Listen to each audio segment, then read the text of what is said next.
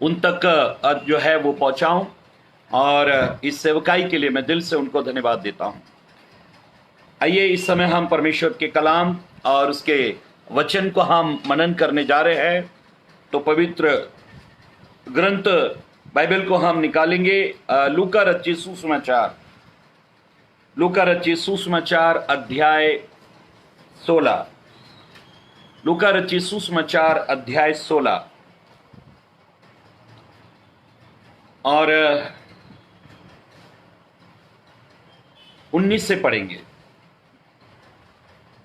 एक धनवान मनुष्य था जो बैंजनी कपड़े और मलमल पहनता। एक धनवान इंसान था जो बैंजनी वस्त्र और मलमल के कपड़े पहना करता था। हाँ, और प्रतिदिन, और ऐसा है उसके बारे में लिखा है, और प्रतिदिन सुख विलास और धूमधाम के साथ रहता था। हाँ, एक धनवान की लाइफ स्टाइल प्रभु यीशु मसीह ने यहां पर अभी बताई। यीशु ने ऐसा कहा, एक धनवान इंसान था, बहुत रईस, मालदार, संपत्ति की कोई कमी नहीं। और शास्त्र में ऐसा लिखा है, यीशु ने ऐसा कहा कि वो इतना धनवान था, इतनी दौलत उसके पास थी कि प्रत्येक दिन ऐसा कोई दिन नहीं जाता कि जिसमें वो धूमधाम से ना रहा हो। मैं और आप धूमधाम से कब रहते हैं? जब कोई एक्स्ट्रा पैसा मिल जाए, जब तनख्वाह जिस दिन आई है, सैलरी आई है, उस दिन एक आध दिन धूमधाम कर लिया तो कर लिया, वो भी 100, 50, 200, 500 का, 1000, 500 का धूमधाम हो गया। प्रभु यीशु मसीह ने इस धनवान के बारे में बताया कि बहुत धूमधाम का इसका जीवन है, बड़ी शान और शौकत का इसका जीवन है। इसके कपड़ों के बारे में भी यीशु ने जिक्र किया कि ये बैजनी वस्त्र और मलमल के वस्त्र पहना करता था। बैजनी और मलमल के वस्त्र। बैजनी वस्त्र जो है राजा महाराजा रॉयल फैमिली वाले लोग पहना करते थे। उन दिनों में रॉयल फैमिली, कोई राजा महाराजा के जैसे कोई लाइफ जीने वाले उस शख्सियत के पास में ये कपड़े होते थे। और बाइबल ये कहती है, परमेश्वर का कलाम कहता है कि ये ऐसे कपड़े पहनता था और प्रत्येक दिन ये धूमधाम की जिंदगी बिताता था। आज बहुत सारे ऐसे लोग हैं जो धूमधाम की जिंदगी बिता रहे हैं। उनके पास में इतना पैसा है कि उनकी कई पीढ़ी आराम से बैठकर खा सकते हैं, इतना उनके पास में पैसा है, इतनी दौलत है। हमारे देश में भी इतने दौलतमंद लोग हैं, किसी का नाम नहीं लूंगा, लेकिन 50 लाख के बैग, जो बैग लेडी है वो बैग जब वो यहां लेती है, 50 लाख के हीरे तो उसके बैग पर लगे रहते हैं। करोड़ों रुपए वाला वो मोबाइल, उसमें चारों तरफ हीरे जड़े हुए, ऐसा एक मोबाइल लेते हैं। 4-5 हजार रुपए लीटर वाला वो पानी पीते हैं। क्या लाइफ है उनकी, क्या जीवन शैली है, क्या उनकी लाइफ स्टाइल है। इस लाइफ स्टाइल से वो सभी को प्रभावित करते हैं। हजारों रुपए मीटर वाला वो कपड़े पहनते हैं। मेरी बहनों, मेरे भाइयों, कई लोग इस दुनिया में इस तरीके से जीते हैं कि वो अपने रहन सहन से, अपने कपड़े से, अपने जीवन से, अपने लाइफ स्टाइल से वो लोगों को प्रभावित कर देते हैं कि देखो हमारी लाइफ स्टाइल, देखो हमारी जीवन शैली। हमारी मुंबई में, मैं मुंबई उल्लासनगर से हूं, हमारी मुंबई में ऐसे ऐसे धनवान पड़े हुए हैं, ऐसे ऐसे लोग हैं जो प्रतिदिन धूमधाम का जीवन जीते हैं। यीशु मसीह को जिक्र करना पड़ा इस धनवान के बारे में और इसकी जीवन शैली के बारे में। हाँ, आगे पढ़ेंगे 20 पद। लाजर नाम का एक कंगाल, और ऐसा लिखा है, लाजर नाम का एक कंगाल घावों से भरा हुआ उसकी डेवड़ी पर छोड़ दिया जाता था। हाँ, 20 पद में ऐसा लिखा है, एक धनवान, 19 पद में एक धनवान के बारे में अभी हमने पढ़ा। यीशु ने दो लोगों के बारे में जिक्र किया। एक तो धनवान के बारे में जिक्र किया, उसके खाने पीने, उसके कपड़े और उसके रहन सहन का, धूमधाम का जीवन, उसके बारे में यीशु मसीह ने जिक्र किया। दो व्यक्तियों के बारे में यीशु ने जिक्र किया, एक तो धनवान के बारे में और दूसरा एक लाजर नाम का कंगाल व्यक्ति। मैं आपकी जानकारी के लिए बताना चाहता हूं कि ये जो घटना यीशु मसीह ने बताई, ये कोई उदाहरण या कोई दृष्टांत या कोई स्टोरी या कोई कहानी नहीं है। ये एक सत्य घटना है। जब भी किसी सत्य घटना का विवरण हम किसी को कहते हैं तो उसके नाम हम लोगों को जरूर बताते हैं। इस घटना में 3 लोगों के नाम आए। एक 3 लोगों का जिक्र हुआ है। एक तो धनवान का जिक्र हुआ, एक लाजर का जिक्र हुआ और एक अब्राहम का जिक्र हुआ। इसका मतलब ये कोई दृष्टांत नहीं है, ये कोई कहानी नहीं है। यीशु ने रियल कुछ बताया, ये कोई दृष्टांत नहीं है, क्योंकि यहां पर नाम आया है।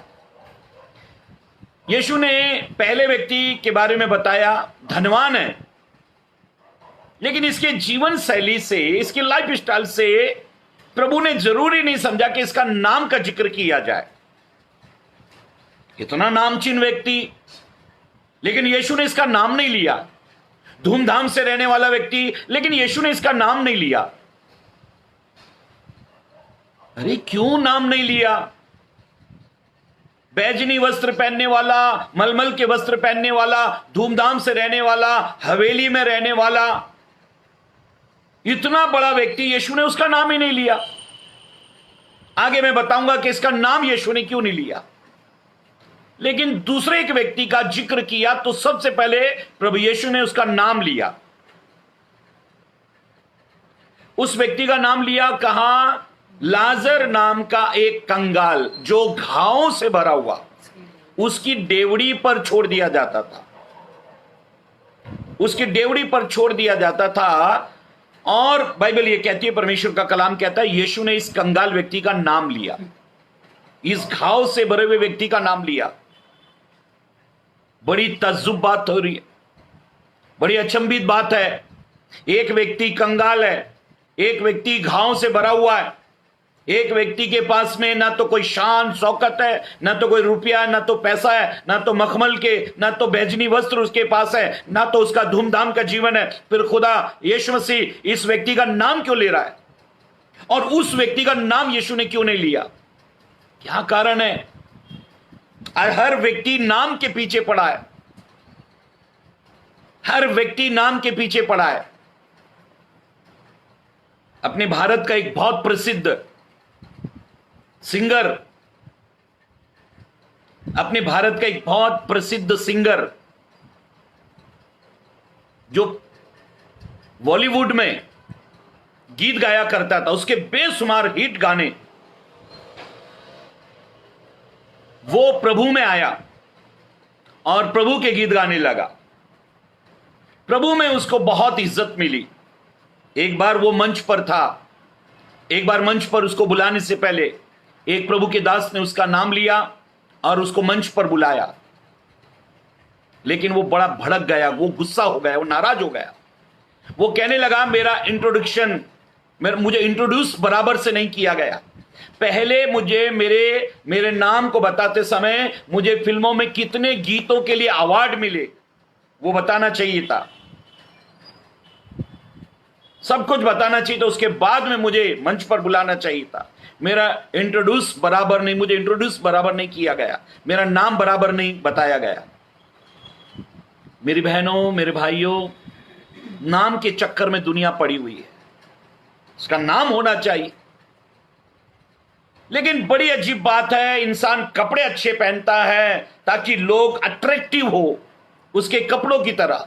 एक इंसान बड़ा अच्छा आर्किटेक्ट से डिजाइन बनाकर मकान बनाता है ताकि लोगों की नजर उस पर जाए, ये फलाने का बंगला है, ये फलाने का घर है। देखो, धनवान की पहचान क्या है? उसका घर। धनवान की पहचान क्या है? उसके वस्त्र। आप कपड़े से बता सकते हैं कौन धनवान है कौन गरीब है। लेकिन बड़ी अजीब बात है कि यीशु मसीह इस धनवान का नाम नहीं जानता, यीशु मसीह इस धनवान का नाम लेना नहीं चाहता। नाम के लिए मैंने आपने क्या क्या काम किए, सर का पसीना पैरों की एड़ी तक लेकर आए, नाम होना चाहिए हमारा। मेरी बहनों मेरे भाइयों, एक बार मुझे एक फोन आया, बोला पास्टर अनिल आप मेरे बेटे की इंगेजमेंट है। मैंने बोला ओके। एक पास्टर का फोन आया, बोला मेरे बेटे की इंगेजमेंट है, क्या आप अपनी टीम को लेकर आ सकते हो? तो मैंने ठीक है, टीम मेरी गीत गाएगी, मैं प्रचार कर दूंगा। तो उन्होंने कहा आपको प्रचार नहीं करना है, प्रचारक हमारे पास ऑलरेडी है, आपको सिर्फ मंच संचालक करना है, पूरी मीटिंग को लीड करना है। आपकी टीम गीत गाएगी लेकिन पूरे स्टेज को आपको संभालना है, आपको बताना है, आपको मंच संचालक का काम करना है, आपको लीड करना है, प्रचारक हर बात का अनाउंसमेंट आपको करना है। मैंने बोला ठीक है। बोला आप अच्छे प्रचारक हो लेकिन हम आपसे ये काम कर रहे हैं, क्या आप ये काम करोगे? मैंने बोला प्रभु की महिमा के लिए कोई काम छोटा कोई काम बड़ा नहीं होता। मैं आ जाऊंगा। मैं उस हॉल में अपनी टीम को लेकर गया। मेरे टीम के लोगों ने जब गीत आराधना स्तुति, मैंने कहा कि अब हमारे हेवेंस गेट मिनिस्ट्री चर्च की ओर से टीम को मैं स्वागत करता हूं कि वो आए और प्रभु की महिमा में आराधना में वो हमें ले चले। मेरे टीम के लोग आए और उन्होंने बहुत बढ़िया गीत गाए। और एक गीत उन्होंने वो गाया, यरीहो जैसी बाधाएं हो अगुवाई यीशु करेगा, यरीहो की दीवार टूटेगी, लाल समुद्र सूखेंगे जब प्रभु के लोग आराधना करते हैं।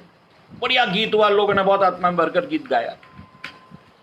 जैसे ही प्रचारक को मैंने मंच पर बुलाया और मैंने कहा मुंबई में आपका स्वागत है, वो प्रचारक मुंबई के नहीं थे, बाहर से आए थे। मैंने बोला आप मुंबई में आपका स्वागत है। वो प्रचारक ने क्या कहा मालूम? आते से ही कहा मुंबई में मेरे स्वागत की कोई जरूरत नहीं, क्योंकि मुंबई में मैं कई बार आ चुका हूं, कई मेरी मीटिंगें हो चुकी है। उन्होंने पहले इस बात को मुझे डांट दिया, फिर उसके बाद में कहा ये जो टीम गीत गा रही थी कि दीवार गिरेगी समुद्र सूखेंगे, कहां दीवारें गिरी हैं? बोला उसने कहा आजकल के लोग दो चार गीत को याद कर लेते, उसी को मसीह जीवन समझते हैं। मसीह जीवन गीत नहीं है, मसीह जीवन वचन है। वचन किसी को मालूम नहीं है। अब वो सीधे सीधे प्रहार कर रहा था मेरे ऊपर और मेरी टीम के ऊपर। पता नहीं मैंने कहा उसको कोई तकलीफ दे दी, मेरी तो समझ में नहीं आया ये कर क्या रहा है। अब सब, मैं स्टेज पर बैठा हूं, सब मेरी तरफ देख रहे हैं कि पास्टर अनिल पात्रे की बेइज्जती हो रही है। लेकिन फिर भी मैं चुपचाप बैठा रहा। मैंने जान दो, जो बोल रहा है बोलने दो। वो कहने लगा मैंने अक्सर वचन को महत्व दिया है, आराधना स्तुति गीत ये सब साइड में रह जाते हैं, परमेश्वर का कलाम परमेश्वर का वचन को महत्व देना चाहिए। और ये जब वो बोल रहा था सब मेरी तरफ देख रहे। लेकिन कुछ हादसा अचानक ऐसा हुआ, अचानक ऐसा हादसा हुआ, वो उस व्यक्ति के एक हाथ में माइक है, एक हाथ में बाइबल पकड़ी हुई है, एक हाथ में वो सेवक के हाथ में एक हाथ में बाइबल है, एक हाथ में उसके माइक लगा हुआ है। रियल घटना में बता रहा हूं। और हॉल पूरा भरा हुआ है और वो प्रचार कर रहा है और उसने बाइबल उठाकर ऐसा किया और माइक पर ऐसा किया और उसने ऐसा किया ही है जैसे वो बोल ही रहा है। अचानक क्या हो गया कि उसकी पैंट, बेल्ट नहीं लगाया तो उसकी पैंट धड़ से नीचे गिर गई। सामने एक पास्टर बैठा हुआ था जिसने उसको बुलाया था, वो दौड़ कर आए और बोले पास्टर साहब आपकी पैंट नीचे गिर गई, पास्टर साहब पैंट नीचे गिर गई। रियल घटना बता रहा हूं मैं, पैंट नीचे गिर गई।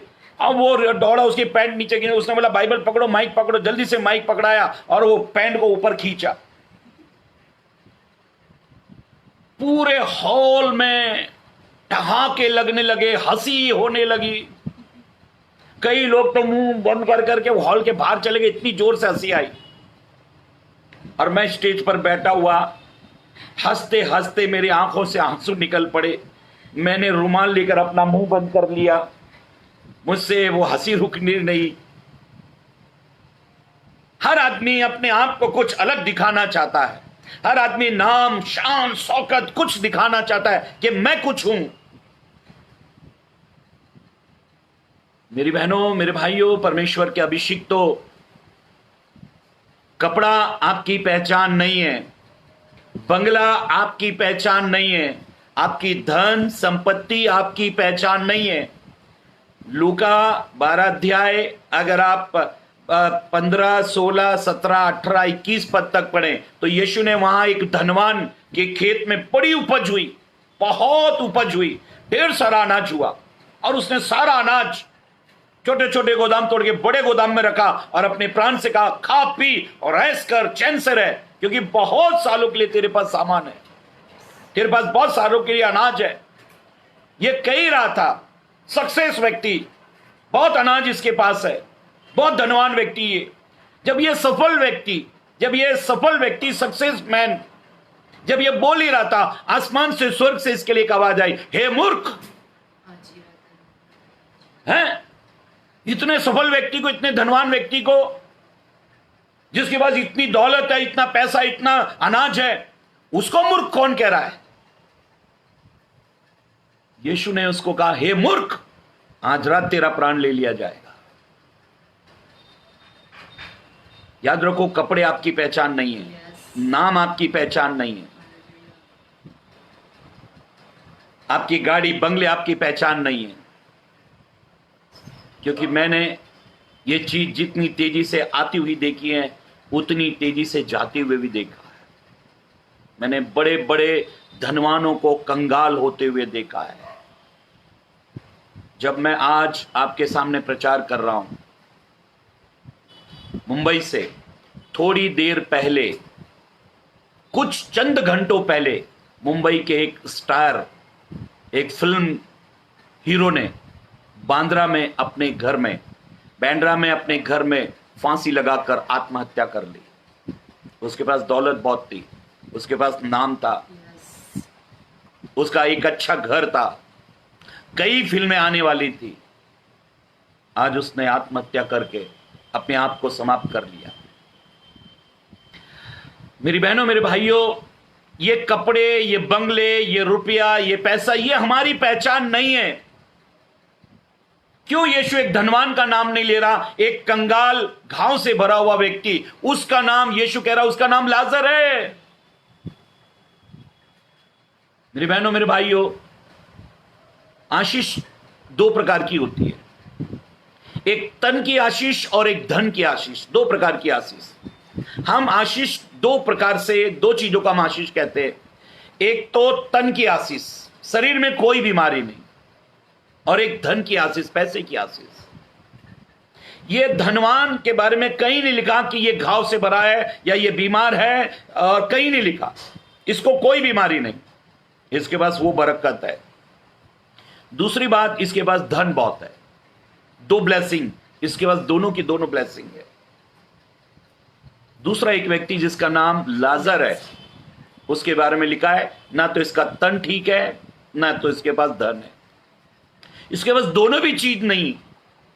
ध्यान से सुनो, आज के वचन को एक गंभीरता का प्रचार मैं कर रहा हूं, उसको आप ध्यान से सुन लेना। सारे कामकाज बंद कर दो, इस बात को ध्यान पूर्वक सुनो कि एक व्यक्ति जो शान शौकत, धन से, संपत्ति से, मखमल के कपड़े पहन के धूमधाम से रह रहा है, लेकिन यीशु उसके नाम नहीं बताता। क्या यीशु को इसका नाम नहीं मालूम? जब नतनिएल आ रहा था फिलिप के साथ में, दूर से यीशु ने कहा, वो नतनिएल है, वो सच्चा इस्राएली है। जब जकई पेड़ के ऊपर बैठा हुआ था, यीशु ने उसका नाम लेकर कहा, हे जकई, झट नीचे उतरा। सामरी स्त्री के बारे में यीशु जानता था कि ये 5 पति कर चुकी है, छठे के साथ में रहती है, वो भी इसका पति नहीं। बाइबल ये कहती है, परमेश्वर का कलाम कहता है, यशा 49 अध्याय और 15 और 16 पद, क्या ये हो सकता है कि एक मां अपने दूध पीते बच्चे को भूल जाए या त्याग दे? प्रभु कहता है, हां, यस, हो सकता है। लेकिन प्रभु कहता है, ना तो मैं तुझे धोखा दूंगा, ना तो मैं तुझे छोड़ूंगा, ना तो मैं तुझे त्यागूंगा। देख, तेरी शहरपनाह को मैंने अपनी हथेली पर खोद लिया है। मेरी बहनों, मेरे भाइयों, परमेश्वर के अभिषिक्तों, ध्यान से सुने खुदा के कलाम को, खुदा के वचन को। बाइबल में हम पढ़ रहे हैं परमेश्वर के कलाम में कि धनवान के पास में दोनों ब्लेसिंग है, दोनों आशीष है। दो ब्लेसिंग, एक धन की आशीष और एक तन की आशीष, दोनों इसके पास है। गरीब लाजर के पास में दोनों भी नहीं है, दोनों भी आशीष नहीं है। और बाइबल ये कहती है, परमेश्वर का कलाम, परमेश्वर का वचन ये कहता है, प्रभु इसका नाम जानता है। एक पद पढ़े, यशा नबी की किताब 46 अध्याय, बुक ऑफ आइजैक चैप्टर 46। यशा नबी की किताब 46 अध्याय 3, 4 और 5 पद को पढ़ेंगे। हे याकूब के घराने, हे याकूब के घराने, हे इस्राएल के घराने, हे इस्राएल के घराने, के सब बचे हुए लोगों, हे सब बचे हुए लोगों, मेरी ओर कान लगाकर, परमेश्वर कहता है मेरी ओर कान लगाकर सुनो, तुमको मैं तुम्हारी उत्पत्ति से ही आगे, उठाए रहा, तुमको मैं तुम्हारी उत्पत्ति से ही उठाए रहा, और जन्म से लिए फिरता और आया तुमको हूं। मैं तुम्हारे जन्म से ही लिए फिरता आया हूं। ये बाइबल कहती है, प्रभु कहता है कि तुमको मैंने कब से उठाया? तुम्हारी उत्पत्ति से तुमको मैंने उठाया, और तुम्हारे जन्म से ही मैं तुम्हें लिए फिरा। अभी ध्यान से सुनो, एक मां अपने बच्चे को कितने साल उठाती है? प्रभु कहता है तुम्हारी उत्पत्ति से मैंने तुमको उठाया, तुम्हारे जन्म से मैं तुमको लिए फिरा। आगे पढ़ो, तुम्हारे बुढ़ापे में भी, प्रभु कहता है तुम्हारे बुढ़ापे में भी मैं वैसे ही बना रहूंगा, मैं वैसा ही बना रहूंगा। तुम्हारे बुढ़ापे में भी मैं वैसा बना रहूंगा। प्रभु कहता है तुम्हारे बाल पक जाएंगे। आगे पढ़ो, और तुम्हारे बाल पकने के समय तक, तुम्हारे बाल पकने के समय तक मैं उठाए रहूंगा। प्रभु कहता है मैं तुमको उठाऊंगा।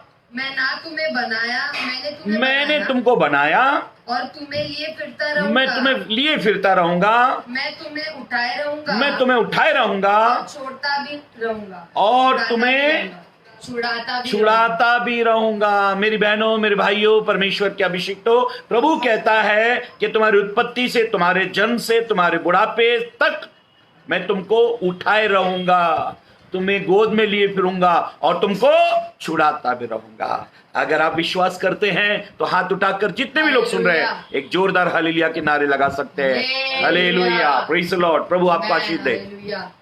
मेरी बहनों, मेरे भाइयों, बाइबल ये कहती है, परमेश्वर का कलाम, परमेश्वर का वचन ये कहता है, प्रभु कहता है मैंने तुमको नाम लेकर बुलाया है। ए इस्राएल के घराने सुन, मैंने तुमको नाम लेकर बुलाया है। जो प्रभु के लोग हैं, जो प्रभु के वचन के अनुसार जीते हैं, प्रभु उनके नाम को जानता है। वो कहता है तू मेरा है। आप दुनियावी रीति से जी रहे हैं या खुदा की रीति से जी रहे हैं, याद रखो, ये दुनिया अगर खुदा की है तो आपको खुदा के तरीके से जीना है, खुदा के तरीके से जीना है।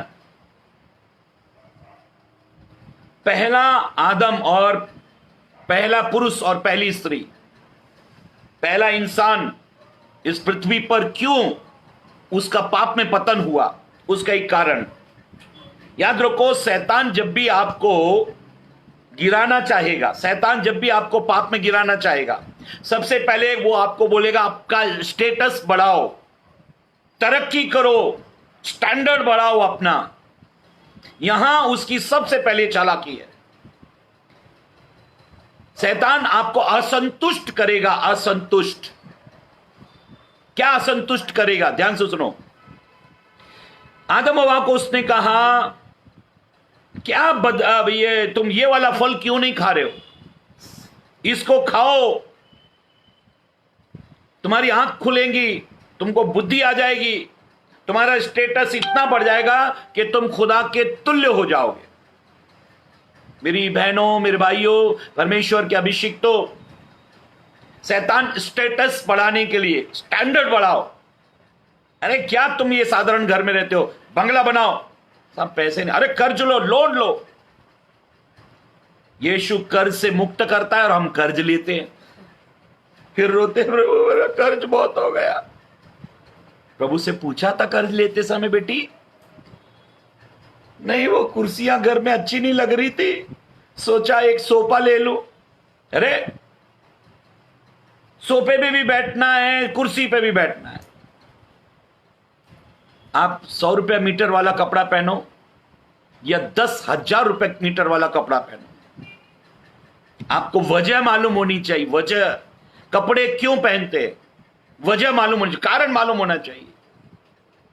कपड़ा क्यों पहना जाता है, इसका शुरुआत कहां से हुई?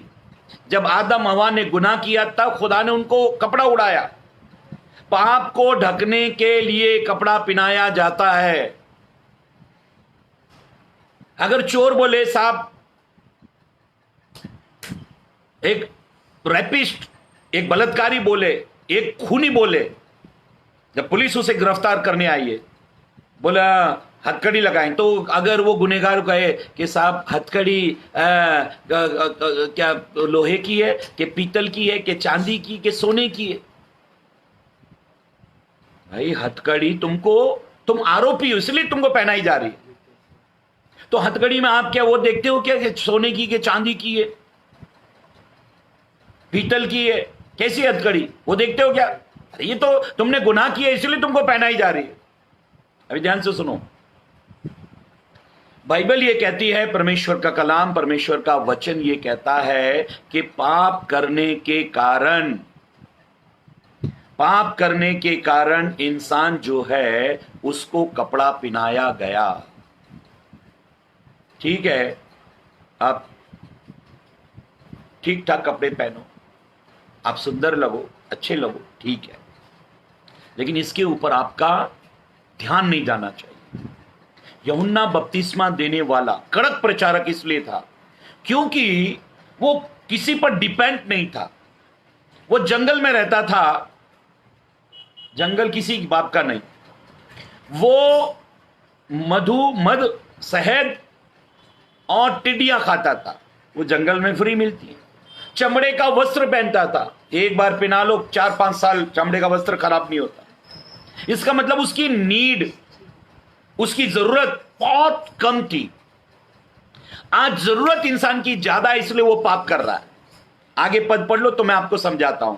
पढ़ो 21 पद पढ़ लो, 21 पद, लूका रचित सुसमाचार 16 अध्याय पद 21। और वो चाहता था कि, ऐसे लिखा है कि गरीब लाजर चाहता था कि, धनवान की मेज पर की, गरीब लाजर चाहता था कि जो धनवान मलमल के वस्त्र पहनता है, बैजनी वस्त्र पहनता है, धूमधाम से रहता है, जब वो खाना खाता था तो कंगाल घाव से भरा हुआ गरीब लाजर चाहता था कि मेज पर की झूठन से अपना पेट भरे। अभी देखो बाइबल ये कहती है कि गरीब व्यक्ति की अभिलाषा, इस लाजर की अभिलाषा क्या है, इच्छा क्या है? कि राजा के जैसे वस्त्र मिलना चाहिए, ये धनवान की तरह वस्त्र मिलना चाहिए। क्या इसकी इच्छा ये थी कि ये जैसा इसका मलमल के वस्त्र हैं, बैजनी वस्त्र, वैसे मुझे भी मिलने चाहिए? क्या इसकी इच्छा ये थी? क्या इसकी इच्छा ये थी जैसा ये बंगले में रहता मैं भी बंगले में रहूं? क्या इसकी इच्छा ये थी? नो। इसकी इच्छा क्या थी? ये जो झूठन बसता है इसको खा लो, पेट भरना है बस, और क्या करना है? देखो, पेट भरने के लिए आदमी को बहुत कम पैसे की जरूरत होती है। अगर उसको पेट भरना है तो बहुत कम पैसे की जरूरत है, लेकिन जीभ को टेस्ट देना है ना, अगर जीभ को टेस्ट देना है, अगर जबान को आप टेस्ट देने लगे तो आपकी भूख कभी नहीं मिटेगी। केवल पेट भरने के लिए आप खाना खा रहे हो तो चंद रुपए में आप खाना खा लोगे। खाना कई जगह फ्री में भी मिलता है, लेकिन वो आपकी जीभ को, आपकी जबान को टेस्ट नहीं देगा, क्योंकि आपको मसालेदार, रज्जित, नॉनवेज, ये फ्राई, वो फ्राई, फास्ट फूड, पिज्जा, ये वो, बर्गर, इधर खाना है, वो जाना है, डोमिनोज में जाना, इधर जाना है, उधर जाना है, आधा खाना है, आधा फेंकना है, थोड़ा दिखाना है। थम्स अप की बोतल में आधी पियेंगे, आधी रख देंगे, स्टैंडर्ड दिखाना है। इसके लिए तो फिर एक्स्ट्रा पैसा चाहिए। बाइबल ये कहती है कि गरीब लाजर की जो जरूरत थी ना, वो बहुत छोटी थी। जितनी ज्यादा आपकी जरूरत, उतने गुनाह में, पाप में जाने का चांस, उतना संसार में फंसने का चांस। अपनी अभिलाषाओं को छोटा रखो, अपनी इच्छाओं को बहुत कम रखो, तो आप संसार में फंस नहीं सकते। याकूब 1:15 में लिखा है, तब अभिलाषा गर्भवती होकर पाप को जन्म देती है। अभिलाषा ही पाप है, इच्छा, बड़ी इच्छा करना। आज सारे प्रचारक, मुझे माफ करना, अधिकतर प्रचारक आपको यह सिखाते हैं, खुदा से कुछ बड़ा मांगो, अपने दर्शन को बड़ा रखो। कहां यीशु ने कहा कि अपने दर्शन को बड़ा रखो? झूठे प्रचारक गलत प्रीचिंग करते हैं। अगर आप बाइबल का प्रचार सुनो तो बाइबल में लिखा है, अगर किसी के पास 2 कुर्ते हो, 2, तो एक उसको दो जिसके पास नहीं है। आज के प्रचारक कहते हैं तुम्हारे पास 2 कुर्ते हैं तो उसको 200 बनाओ, 200 को 2000 बनाओ। आज के प्रचारकों को देख देख कर विश्वासी लोग वैसे कपड़े सिलाते हैं। अरे उसके लाइफ स्टाइल देखो। एक प्रचारक हमारे मुंबई का, अभी मुंबई छोड़ दी उसने, उसके बाद 2 सूटकेस भर के कलरफुल उसके चश्मे, गॉगल पहनता है वो, और कलरफुल चश्मे पहन के प्रचार करता है। दिन हो, रात हो, सुबह हो, मुझे तो ऐसा लगता है टॉयलेट बाथरूम में भी वो वही चश्मे पहन के नहाता है। 2 सूटकेस भर के उसके पास में, जब वो मीटिंग में जाता है 2 सूटकेस भर के, तो उसके वो चश्मे होते हैं। आज की मसीहत आपको कहां ले जा रही है? आज का प्रचार आपको कहां ले जा रहा है? बाइबल ये कहती है, परमेश्वर का कलाम, परमेश्वर का वचन ये कहता है, गरीब लाजर की इच्छा क्या थी कि वो झूठन खाए और ये दुनिया में वो टाइम पास करे। याद रखो, मैं और आप इस दुनिया में टूरिस्ट हैं। मैं और आप इस दुनिया में टूरिस्ट हैं। हम यहां पर थोड़े समय के लिए, हम यात्री हैं, मुसाफिर हैं। अपना टाइम पूरा करना है और खुदा के घर चले जाना है। अब आप इसमें 25 लाख के सोफे पर सोने चांदी के दागिने पहनो, मखमल बैजनी वस्त्र पहनो, लाखों रुपए की कार में घूमो, करोड़ों रुपए के बंगले में रहो, कैसे भी रहो, जिंदगी से एक दिन आपको यहां से जाना है। बाइबल ये कहती है, परमेश्वर का कलाम, परमेश्वर का वचन ये कहता है, हर व्यक्ति इस दुनिया से जाने वाला है, उसको तैयारी करनी चाहिए। वचन में ऐसा लिखा है, गरीब लाजर की इच्छा थी, बहुत छोटी इच्छा। देखो, जानवरों के पास जो है ना, पशु पक्षी जानवरों के पास संतुष्टता है। संतुष्टता एक बहुत बड़ा धन होता है।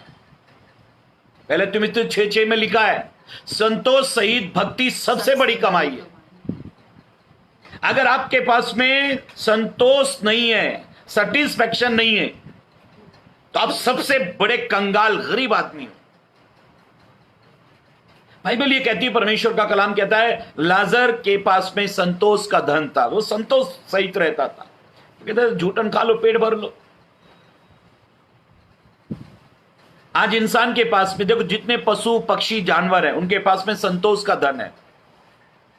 वो उनके पास में जितने पशु पक्षी जानवर हैं, सुबह का नाश्ता मिल गया तो दोपहर की चिंता नहीं, दोपहर का खाना मिल गया तो रात के खाने की चिंता नहीं, उनको सब कुछ वो संतुष्ट है, अपने खुदा से संतुष्ट है। जानवर पशु पक्षियों के जैसे मैंने संतुष्टता किसी में नहीं देखी। देखो, आपके घर में अगर राइस चावल बच जाए, आप घर के बाहर डाल दो। आपके घर में राइस चावल अगर बच जाए, आप बाहर डाल दो, घर के बाहर डाल दो। चिड़िया आएगी, जितना उसके पेट में जाएगा उतना खाएगी और बाकी का छोड़ देगी, बाकी का वो छोड़कर चली जाएगी। कौवा आएगा, कुत्ता आएगा, गाय आएगी, वो जितना उनके पेट में आया उतना खाते हैं, बाकी का छोड़ देंगे, वो बाकी का छोड़कर चले जाते हैं। अब आपके पास में घर में बहुत सारे नोट हो, 2-2 हजार के नोट, आप घर से बाहर डाल देना। फिर एक व्यक्ति जो रोज 500 रुपए कमाता है, वो वहां से गुजर रहा होगा, मुझे बताओ वो उन नोटों में से कितने रुपए उठाएगा? बोलिए, कितने उठाएगा वो?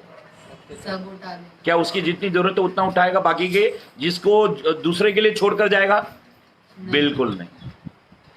वो तो ऐसा उनके ऊपर टूट पड़ेगा, गोनी लाएगा, उनमें बोरी लाएगा, उनमें भरेगा, आसपास देखेगा, रात को टॉर्च लेकर आएगा और वहां पर चेक करेगा। फिर उस जगह को याद रखें, यही प्रभु ने मुझे बरकत दी थी, यही मुझे प्रभु ने आशीष दी थी। इसका मतलब क्या है? सारे पशु पक्षी, कभी आपने सोचा जंगल का शेर जो राजा है, वहां का जंगल का राजा है, कभी उसने मटन की दुकान खोली है? मतलब रोज रोज जानवरों के पीछे भागने से अच्छा एक मटन की दुकान खोल लेते हैं। कभी ऐसा ही उसने किया? नहीं, वो संतुष्ट है। जो खुदा उनको सुबह का खाना देता है वही दोपहर और शाम का भी देगा, इस बात से वो विश्वासी हैं। लेकिन हाय रे, हम इंसान, पेट नहीं भरता, अपना ही झूठा खाना खाते हो।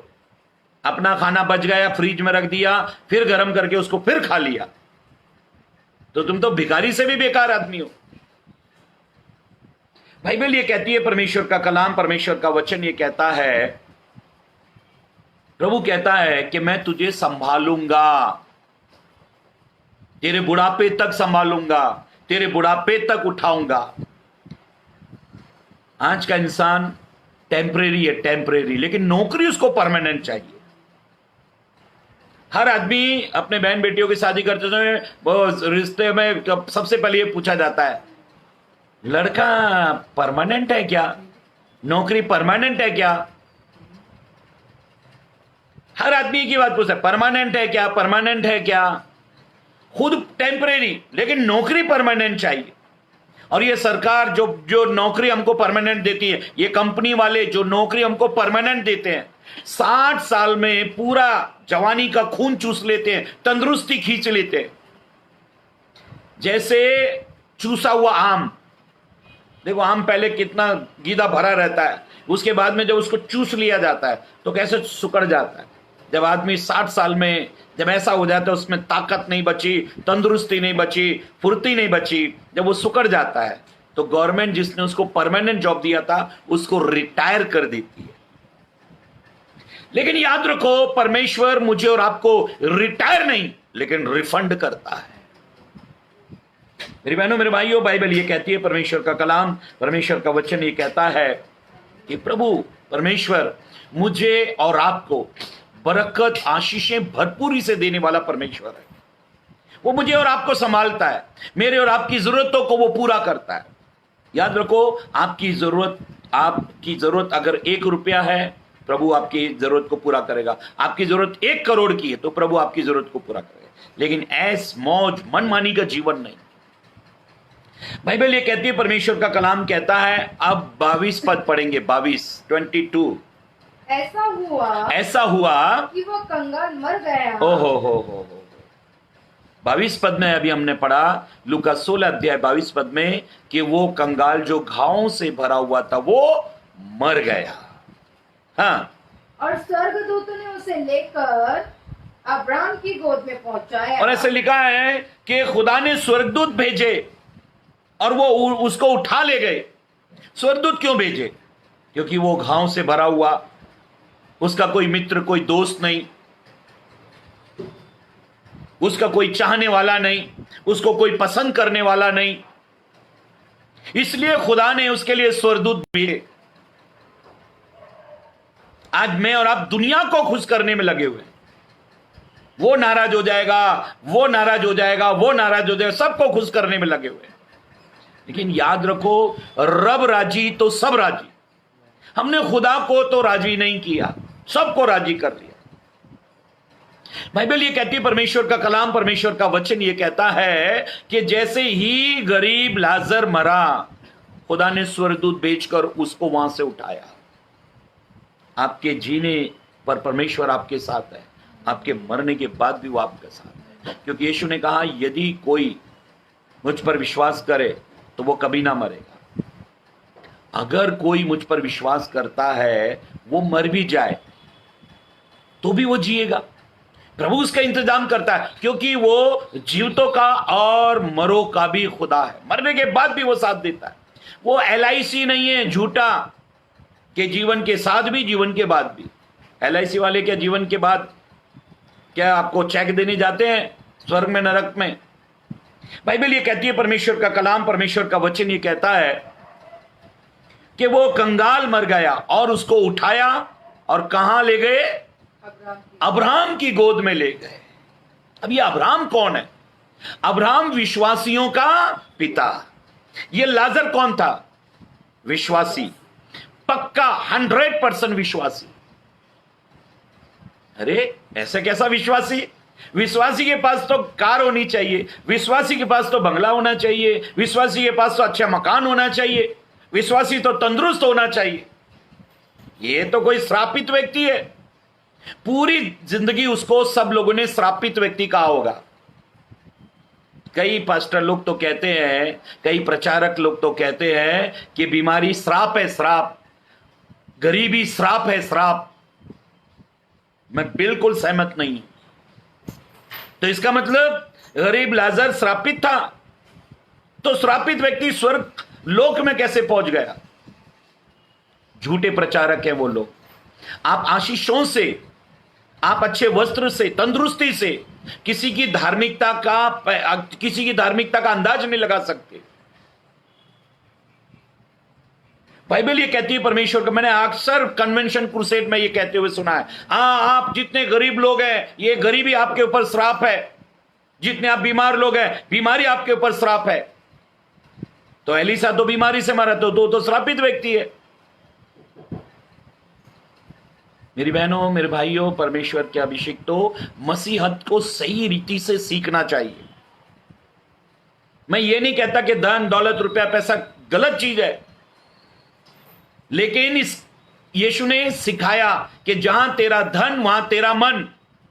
अगर आपका मन आपके धन पर नहीं है, आपके बंगले पर नहीं है, आपकी दौलत पर नहीं, आपके कपड़ों पर नहीं है, तो इसका मतलब भाई एक सच्चा और अच्छा मसीह व्यक्ति हैं आप।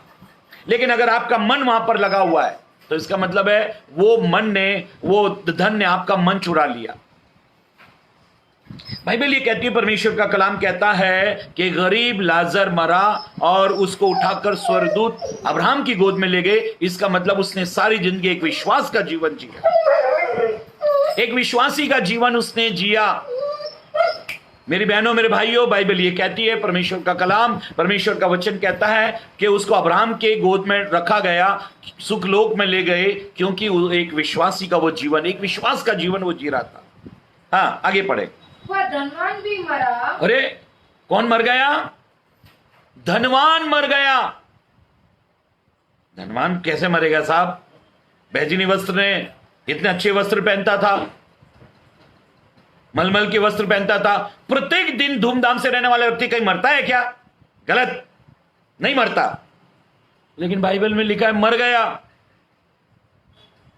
कभी कभी आपको कोई एक बात बताता है, अरे वो हवेली में, वो मकान में, जिनका बहुत ऊंचा मकान है, जिनके घर के आगे 2 BMW कार खड़ी रहती है ना, हाँ, वो सेठ जी मर गए। तो आप क्या बोलते हैं? हट झूठे, सेठ जी मरे? अरे सेठ जी कैसे मरेंगे? सेठ जी कोई मरेंगे? कोई धनवान व्यक्ति, बड़ा व्यक्ति, करोड़ोंपति व्यक्ति के बारे में जब मृत्यु की खबर आती है तो हम यकीन नहीं करते। लेकिन कंगाल गरीब की कोई खबर आ जाए, अरे वो तो पहले, वो क्या जिंदगी जी रहा था, वो तो पहले ही मरा हुआ था। ऐसे लिखा है, धनवान मरा, हाँ, और गाड़ा गया। है? गाड़ा गया? स्वर्गदूत नहीं आए उठाने? स्वर्ग की तरफ से कुछ हलचल नहीं हुई? इतना बड़ा व्यक्ति, जो प्रतिदिन धूमधाम से रहने वाला व्यक्ति, स्वर्ग में तो हलचल मच जानी चाहिए थी, भगदड़ मच जानी चाहिए। तो रे धनवान साहब मर गए, वो भागदड़ होनी चाहिए थी। क्या हुआ? बोले कुछ नहीं हुआ। वो धनवान मरा और गाड़ा गया। जब वो दफन, उसका फ्यूनल हो रहा होगा, जब उसकी दफन विधि हो रही होगी, लोगों ने शब्द उसके बारे में, पादरी साहब ने कहा होगा, 2 शब्द बोल दो। 2 शब्द बोलेंगे, साहब धूमधाम से रहने वाले साहब थे, ये ऐसे साहब थे, ऐसे कपड़े पहनते थे, शान शौकत के साथ में रहते थे। बाइबल ये कहती है वो धनवान भी मरा, हाँ, और गाड़ा गया।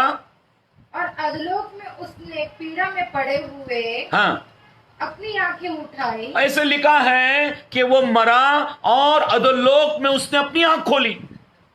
कहां पहुंच गए साहब? अधोलोक में। अधोलोक में पहुंच गया ये व्यक्ति जो धूमधाम से रहता था, जो बैजनी वस्त्र और मलमल के कपड़े पहनता था, प्रतिदिन खाता पीता ऐश करता था। अरे ये ऐश तो उसके लिए वहां भी होना चाहिए था, ये क्या हो गया? सोचो क्या हो गया? आज आपका ऐश, आराम, मनमानी का जीवन, कार में बड़ी बढ़िया वाली कार, अच्छा मकान, एसी लगा हुआ, क्या हो गया? ये टेम्परेरी लाइफ जो 70 और 80, बाइबल कहती है, भजन 90:12 में लिखा है, तुम्हारी उम्र 70 या बल के कारण 80, बस 70-80 में खत्म होने वाला इंसान। ये टेम्परेरी लाइफ के लिए आप क्या कर रहे हो? दिनों रात मेहनत, मजदूरी, परिश्रम, लफड़ेबाजी, इसका छीन, उसका झपट, उसका चोरी कर, उसकी बेईमानी कर, 70-80 साल के जीवन के लिए गरीब लाजर की तरह भले झूठन खाओ लेकिन स्वर्ग जाओ, क्या फायदा? प्रतिदिन धूमधाम से पृथ्वी पर थोड़े से दिन निकाले और फिर सदा के अनंत काल के लिए नरक में, अधोलोक में, क्या फायदा? आप ट्रेन में सफर करते हो, सब सुविधा नहीं होती, लेकिन आप एडजस्ट कर लेते हो, एडजस्टमेंट होता है वहां पर। ठीक है, अपने घर जाएंगे, आराम से रहेंगे, सफर है, कमी घटी इधर उधर होता है, चलो ठीक है, वो निकाल। ये यहाँ, इसलिए बाइबल बार बार आपको यात्री करके पुकारती है, परदेसी करके पुकारती है। तुम बाहरी हो, तुम परदेसी हो, यात्री हो। बार बार प्रभु का वचन आपको कहता है, बाइबल आपको बार बार याद दिलाती है, तुम परदेसी हो, यात्रा में, कैसा भी मिल गया खाओ पियो, कैसे रहो, प्रभु का धन्यवाद करते रहो। हम हमारे घर चले जाएंगे, वहां सदा आनंद ही आनंद होगा। टेम्परेरी लाइफ के लिए पाप मत करो, गुनाह मत करो, फांदेबाजी, छल कपट, इधर का उधर, ये मत करो।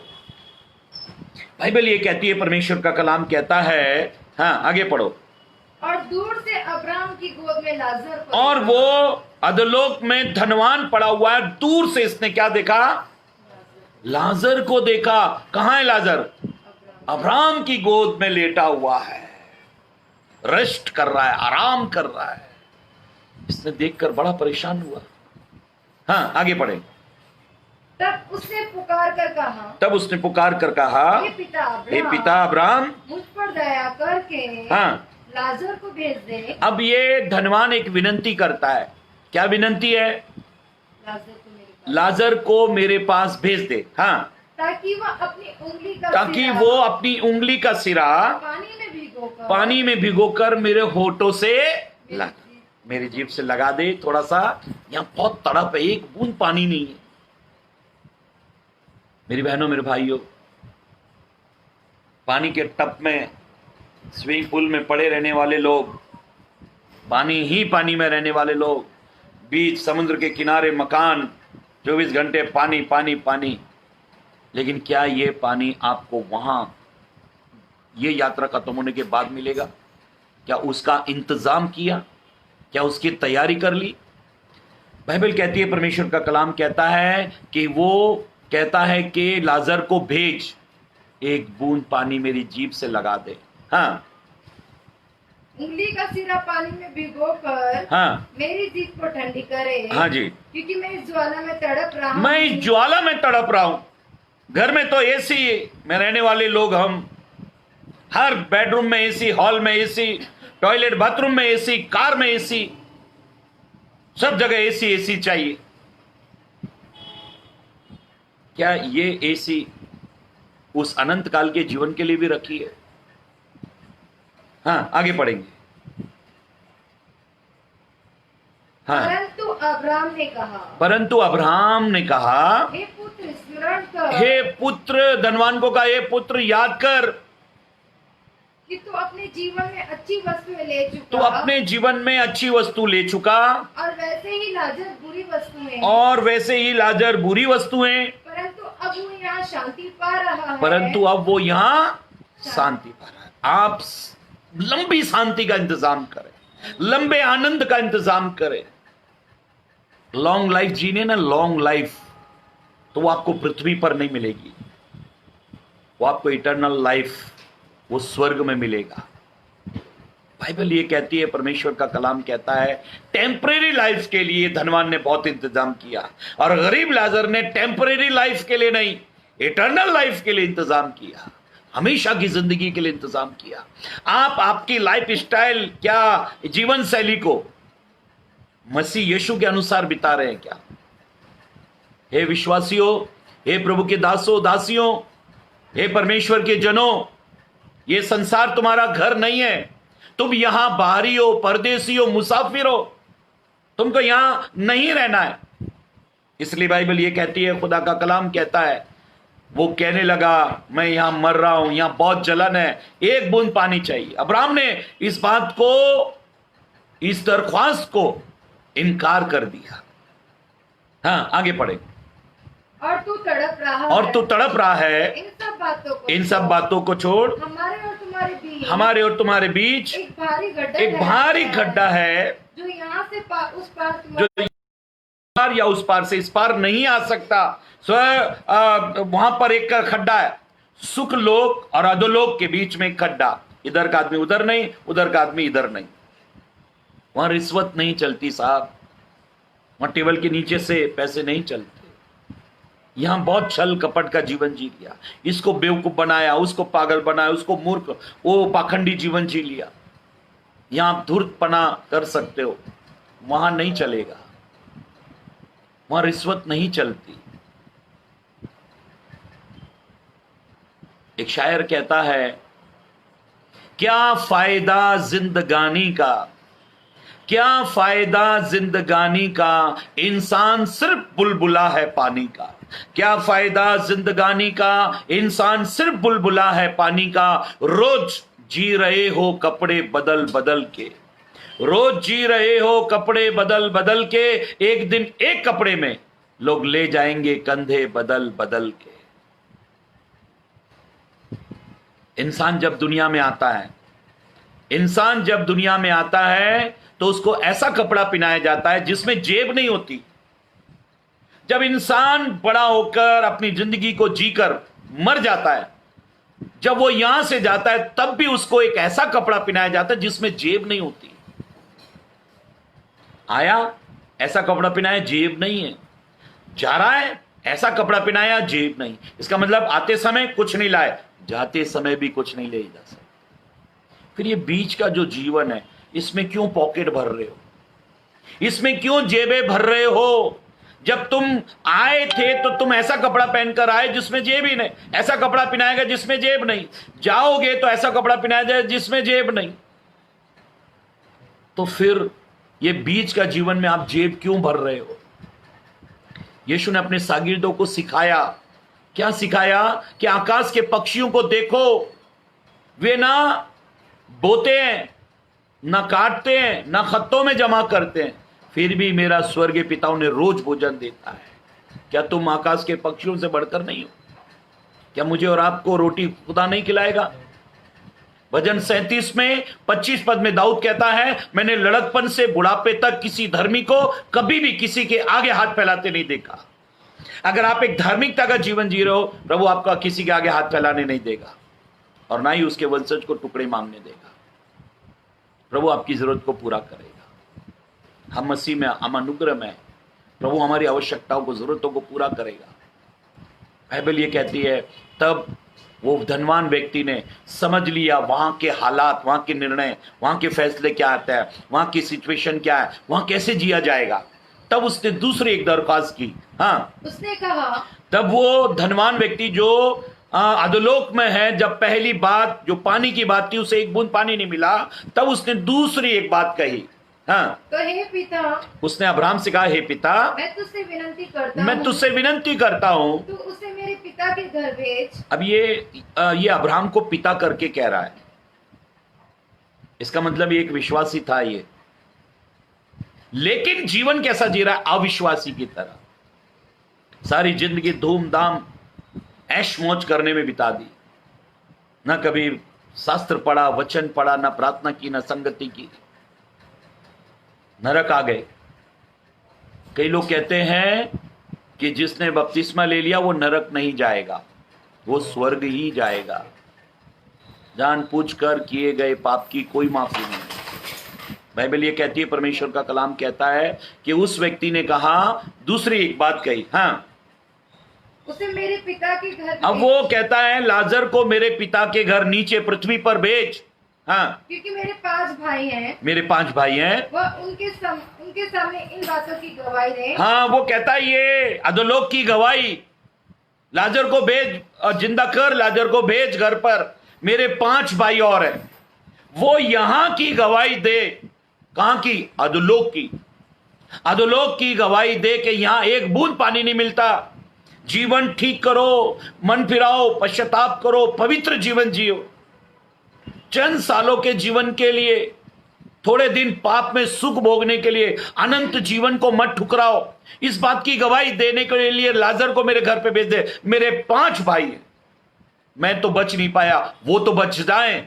हाँ, ऐसा ना हो कि वो भी इस पीड़ा की जगह वो भी इस पीड़ा की जगह में आ जाएं। हाँ, अब्राहम ने उससे कहा, अब्राहम ने उसको कहा, उनके पास तो मूसा और भविष्यवक्ता की पुस्तकें हैं। उनके पास में पुस्तक है, पुस्तक। मेरे और आपके पास में पुस्तक है, मेरे और आपके पास में ये बाइबल है, ये बाइबल। अब्राहम कहता है उनके पास पुस्तक है, मेरे और आपके पास बाइबल है। हाँ, वे उनकी सुने, वो उनकी सुने। बाइबल को पढ़ो, सुनो। बाइबल के बाहर कोई भी सेवक, कोई भी व्यक्ति बात करता है, मत सुनो। जो बाइबल के अंदर लिखा है वो सुनो। मेरी बहनों, मेरे भाइयों, वो चाहता था कि लाजर जाए और भाइयों को बताए अधोलोक के बारे में कि बहुत पीड़ा है वहां पर। लेकिन बाइबल ये कहती है, अब्राहम ने कहा वहां पर किताब है, उसको पढ़ा जाए। भविष्यवक्ताओं की किताब है, हमारे पास बाइबल है। इसको पढ़ने से आप नरक, अधोलोक जाने से बच सकते हैं।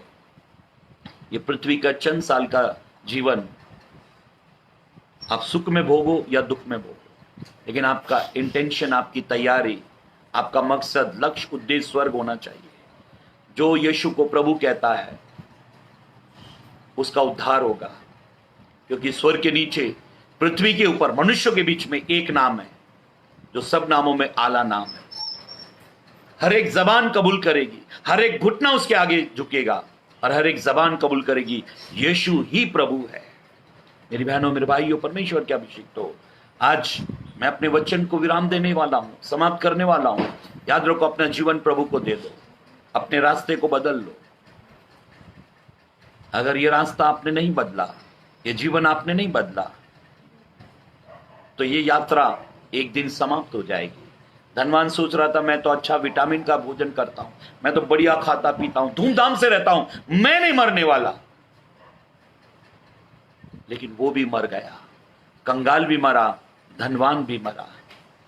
अगर आप धनवान हैं, मरोगे, कंगाल है, मरोगे। ये दुनिया हमारा घर नहीं है, हम यहां से जाने वाले हैं।